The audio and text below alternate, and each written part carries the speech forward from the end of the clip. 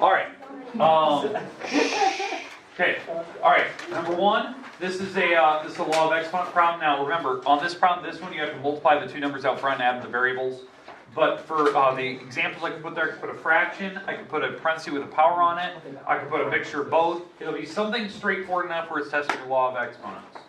Number two, this will be a radical. It can be a cube root or a square root or any other type of radical. It'll have variables and it'll be adding or subtracting them, so it's kind of testing all of your rules of radicals. Three, I'll give you some form of a picture. I'll try to give a more clean picture than this, but I'll ask you a series of questions about it, so make sure that you're answering for the question or the graph that's provided for you. Number four, this one we did yesterday. We had to find the volume of the shape. It could be a volume problem or area, so be careful of that. Five, you have to factor that problem completely. There's 5 types of factoring, make sure you know them. And number 6 is the one we ended with, which is the differential quotient. This difference quotient requires that you have to use the function I provided you in this format. Okay, so make sure that you're looking that over. Okay. All right, today we're going to start with number 7. We're going to work our way to number 9, and that's where we're going to stop today. We're going to probably spend the most time on number 8. That'll be the one we're going to spend the most time on. You'll see it when we get there. I don't know if I provide you enough space there, but we'll make it work. Okay. All right. So number 7. We have to write the equation in point slope form and slope intercept. Those forms will be on the board. They're going to be on that side over there, kind of right next to your square list and the cube list. So if we want to write this in point slope form and then rearrange the slope intercept, these are the forms we have to start with. So we got to think about these first. So this is point slope. This is like my go-to version when I'm given data. It's y minus y1, n x minus x1. Okay, we're going to start in that format, and then we're going to slowly rearrange it to another form, which is slope intercept. Okay, so slope intercept form is this one. Okay, so that's going to be the one we're going to try to end with as well. I do require that when you're doing this, you're going to try to put a box around the main 2. I know there's work in the middle, but try to put a box on the main 2 and don't erase your work, actually show what you're doing. So on this one, first step, obviously, we're going to have to pick one of these coordinates. I'll just pick this one before we start. So we're going to pick the 3, 5. That'll be one of the points I'm going to plug into the point slope form. But I do need to find slope. So slope is where I subtract the y numbers. So I'm going to go 15 minus the 5. These are the y numbers. And then the x numbers, I'm going to go 8 minus the 3. So this turns out to be, what, 10 over 5, and that simplifies to be 2 over 1 or 2. I don't care how you write it. If you want to just write it as 2, if you want to write it as 10 over 5, I don't really mind. I would say, if you leave it a fraction, fine and dandy, it's just you have to do one extra step. Where you have to get common denominators. If it simplifies to be a whole number, you don't really have to worry about it. But anyways, I'm going to take that slope, which is 2, it's 2 over 1. I'm going to use this coordinate, and I'm going to plug it into this. This is my x1, and this would be my y1 number. So that's where they're going to go, respectively, and I do have to make sure that I am subtracting them. And then the slope is my n number. So when I actually start this formula, in fact, I'll try to color code as we go.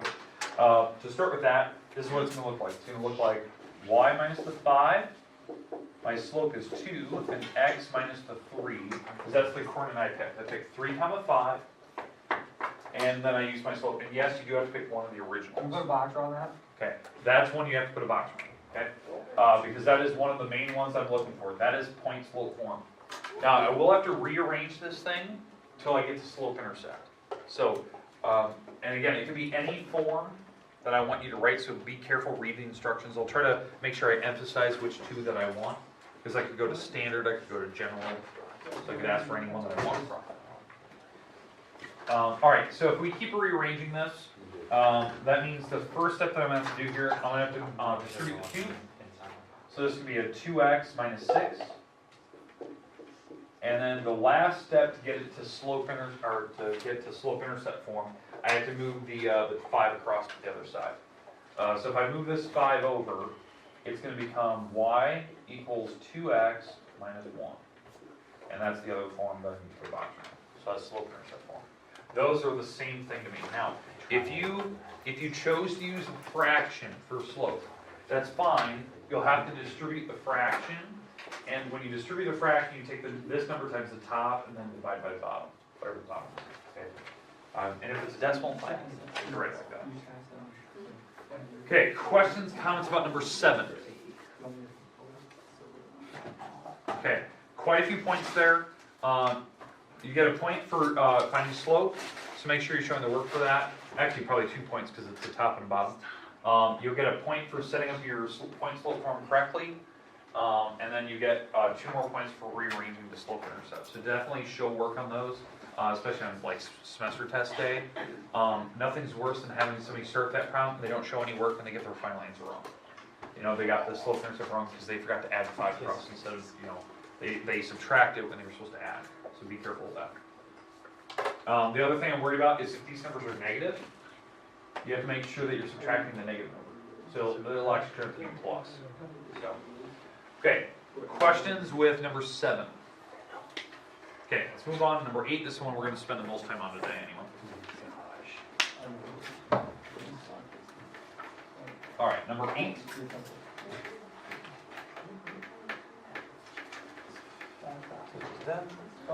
Alright, so number 8. Okay, number 8. Quite a few points on this one. It's probably worth the most, probably on this page, I would say, this 3rd page. The reason being is that you have 4 different things you have to find. You have to find the sum of the 2 functions, the difference, the product, and then the quotient. So you have to like show the work off to the side. I know a lot of that stuff you can just do in your head, except for maybe the FOIL one you probably can't. But the idea is that like you need to have those 4 answers written down. Like so, I'm going to just kind of separate them like this across. So I have my 4 answers. But you also have to give me the domain of each one. Typically, the domain will always be all real numbers. You can put the little R symbol, except for the one when we do quotients, like division. We have to worry about that one. That will have exceptions. There's certain numbers you can't use, the ones that are on the bottom of the fraction. Be careful of what function I label and which order I want you to write these, because these can switch. So I can put G out front or put G on the top. So you have to be very careful. Maybe I use different function names, so be careful of that. Okay, questions, comments about the start of this problem? Okay, let's go through and let's figure out each one. I'm going to do the, let's kind of go through and we'll just kind of pick and match, or pick and choose. Let's do this one for sure. Let's do this one. I'll let you do the subtraction one by yourself. Let's do the product. And then we'll talk about the quotient. I won't maybe do that one all the way out. I want to at least give you a couple where you can try them out by yourself. But let's do these 2 for sure. Okay, for adding. If you're going to add the 2 functions, this is how you add them. You actually just put them side by side. You can add. You don't technically need a parenthesis. You just have to drop them. Yeah, because you're going to have to subtract. Just because you're going to have to get rid of them anyway. When you add, you won't need the actual parentheses bars anyway. So the idea is that when you get to this point, now you just add like terms. So this would be the first one. So the x squared term can cancel out. I'll be left with 4x minus 7. So this is the f plus g function. That's what you should get. You should get this answer. Now you don't need to like have this written down next to it. As long as that you're showing the work off to the side, and you're kind of grouping them together. Don't make it chaotic. I don't want to have to like try to interpret where all your work is going. Try to keep them centralized. Maybe put little boxes around them where each one is. I'm just labeling mine so you know which one I'm doing. Let's do the product now. So I'm going to 5x minus x squared, and I'm going to take it times, now because I'm doing the 3rd one here. I'm doing x squared plus 4x minus 12. Okay, so we're going to have to FOIL this out. There should be probably 6 items across. I'll probably have to make this box a little bit longer. And then we'll simplify it, add like terms. So 5 times x squared is 5x squared. 5 times 4x is 20x. 5 times the negative 12 is negative 60. Negative x squared times x squared is negative x to the fourth. Negative x squared times 4 is negative 4x to the third. And negative x squared times negative 12 is positive 12x squared. Alright? And then adding like terms, it looks like the x to the fourth is by itself, x to the third is by itself, the x to the x squared is by itself, and now the x's, there is an x squared. There is something. I didn't even see that one. So 17x squared, x, there's 20 x's. Let's see, and the negative 60. So there you go. So there's your product. So this is f times g off to the side. Then you're doing the product. Okay, questions with the product. Okay, now, the division problem, you just stack them on top of each other. You don't need to actually do anything with them. If you want to factor them apart, you can if it's even possible. The reason why I would factor it apart on the division problem, because you really can't do anything with it. I don't want you to actually long divide or anything. Just factor them apart, because that will help you figure out what the exceptions are for the domain. Because if you can factor the bottom, you got to throw those numbers out. Maybe it's negative 6, maybe it's a negative 2 or something like that. Okay? All right. Questions with the first part. Okay? All right. Now, let's go through the domain, because they still have to answer what is the domain of each one. Well, is this a fraction? No. No, so it's just all real numbers. Okay? Is this a fraction? No, so it's all real numbers. So those are easy. Like, you shouldn't get the all real number thing wrong for most of them, except for when you get to the fractions. I think it turned out to be like negative 6 and positive 2 or something like that. You can't use. You're right. It's something like that. Okay? All right. But again, you do need 4 different things written down. I know I don't have a lot of room, but you have plenty of space around that problem. Just make sure you're like putting box around it. Try to keep it somewhat organized. Nothing is worse than having things all over the paper and I can't figure it out. So, questions, comments about number 8. Now, I only did half of it. You have to do the other 2 by yourself. Oh. Because I did these 2.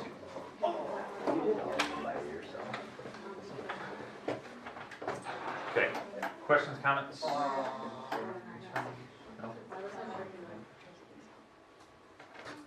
Okay, can I move on to the next one? Yes, go. Okay, let's go to number 9. Last one of the day. Let's continue.